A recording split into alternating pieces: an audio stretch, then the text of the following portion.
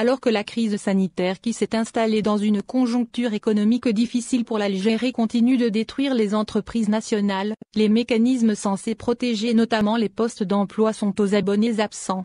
En effet, créée pour venir en aide aux entreprises en difficulté, la Caisse nationale d'assurance chômage, CNAC, dotée d'une manne financière importante ne joue pas son rôle dans cette conjoncture.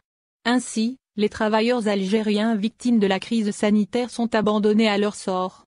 La Caisse nationale d'assurance chômage financée par ces travailleurs ne verse pas d'indemnité à ces derniers. Cette caisse créée dans cet objectif dépense l'argent des travailleurs dans l'opacité la plus totale. Elle ne joue aucun rôle pour soutenir les travailleurs licenciés ou semi au chômage technique en Algérie. Pourtant, la CNAC est dotée d'un budget faramineux. Elle bénéficie annuellement de plus de 4 500 milliards de centimes, soit 4,16% de la valeur globale des contributions à la Caisse nationale des assurances sociales CNA. Cet argent représente 9% des contributions des salariés.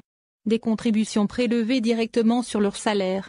Comment la Caisse dépense l'argent des contribuables? Malgré les contributions des salariés, la CNAC n'a versé aucune indemnité à ces derniers. Pourtant son rôle principal est le soutien aux travailleurs dans ces périodes de crise.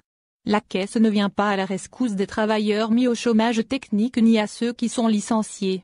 Cette situation encourage l'interrogation sur le rôle de cette organisation et la destination des fonds qu'elle ramasse chaque année. Comment la Caisse dépense les contributions des travailleurs? Une énigme à élucider. La CNAC est aussi censée aider les travailleurs licenciés à créer leurs propres entreprises.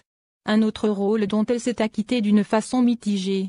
Le nombre d'entreprises créées reste insignifiant par rapport aux moyens dont dispose la Caisse.